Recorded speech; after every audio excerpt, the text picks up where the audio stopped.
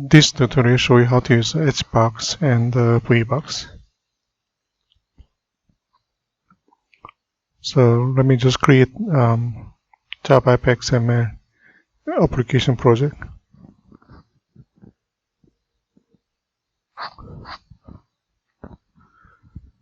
So let me copy package name to FXML documents for model view controller.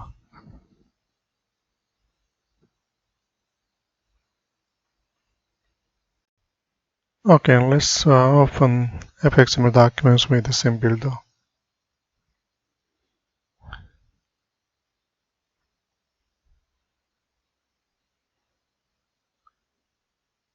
Okay, I don't think we need a label, so let me remove it.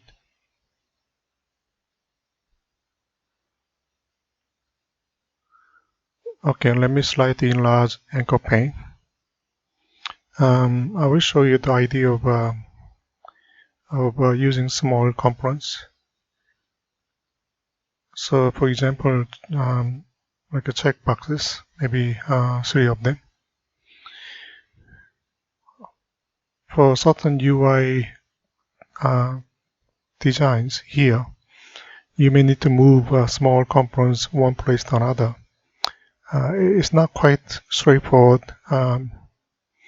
You may select them as a group and move around. Again, still there is some minor issue with paddings and space between components. So to avoid that kind of inconvenience, we may use HBox or VBox. So here, let me just use 3 components and drag it to HBox, which is horizontal layout. Then you can move those three checkboxes as a group. Then obviously you can put certain paddings up there, left hand side, 10 pixels, and then down here 10 pixels, and then another 10 pixels. So when you resize your HBox, it will give you a nice layout with certain paddings. We can also put spacing between our components.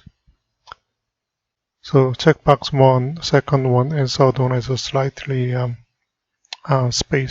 minor space between that. Okay, for VBox, exactly the same. So let me just copy or duplicate it. So drag 3 components. Then you can see those are layout as a vertical way. So you can add paddings.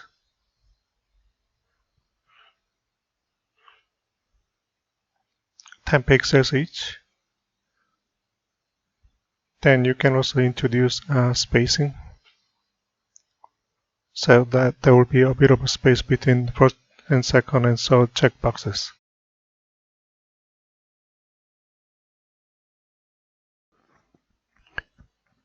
See, as you can see, it's a lot easier to move a group of checkboxes with HBox or VBox.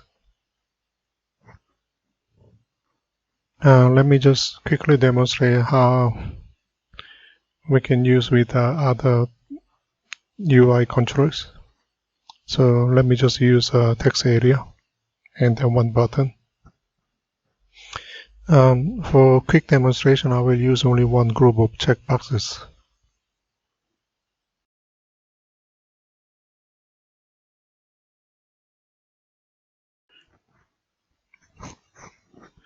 Okay, button, I will say BT and order.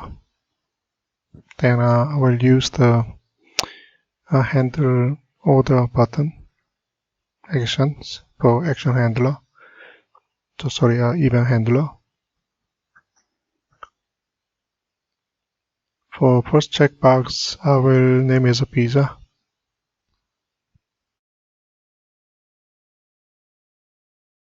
Object name, I will name it as a pizza, which is a checkbox, so CHK pizza. I will use the same initial checkbox for CHK, CHK salad, and then I will say label as a salad. The last one I will say drink, then CHK drink.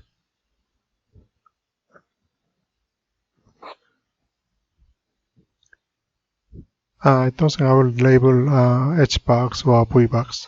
I will leave it as it is.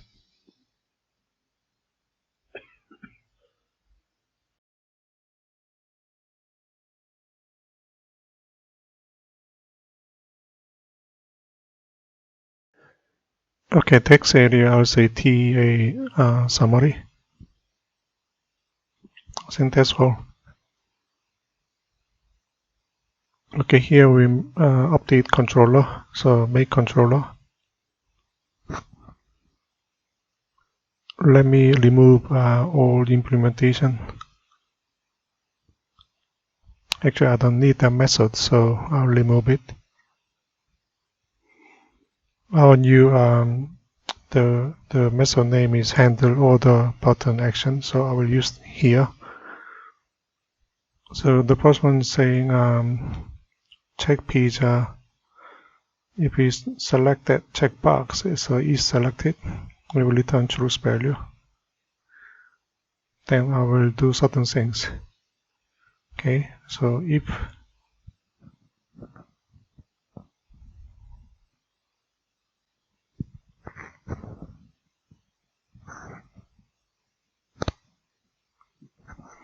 so let me add blankets. So let me have one additional variable called double total equal to 0.0.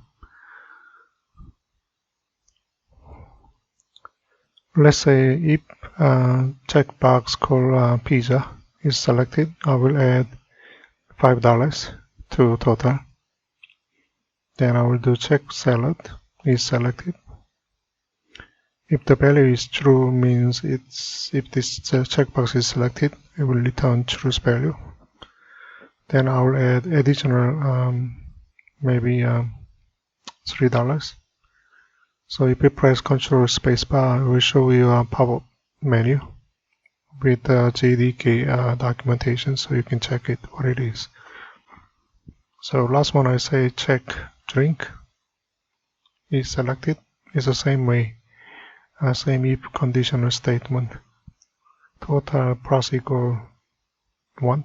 So I can add more numbers, so that's why I say plus equal, not equal to 1. So now we report to text area summary. Append text, so I can continue add. Because we have multiple components, we process multiple times. So I don't want to override it, so I'm using text append text instead of set text. Again, total is a double value, so let me quickly do type conversion to string.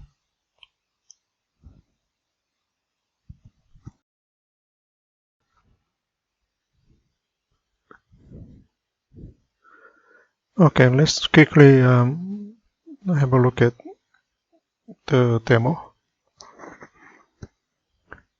Okay, if you select this pizza and you say $6. Okay, total is actually correct, but maybe we need to print more information so we can verify.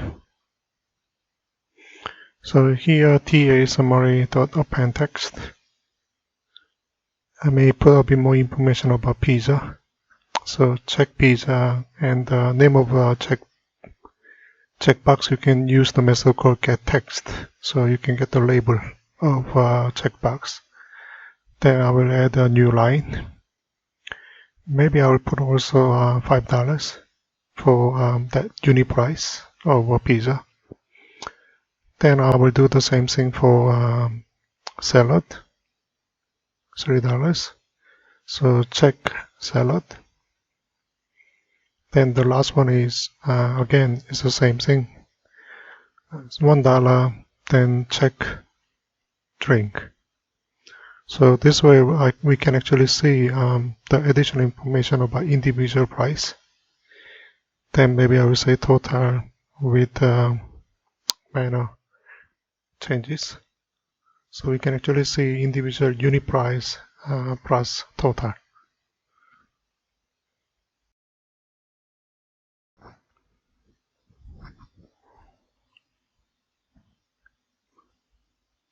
Okay, let me select pizza and drink.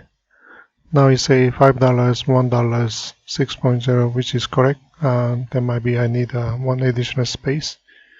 But idea is correct. It actually works. So let me quickly fix it, then launch it again.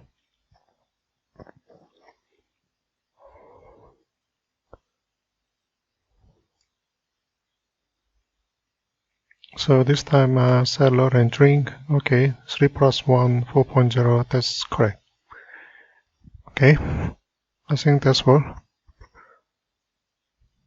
Thank you.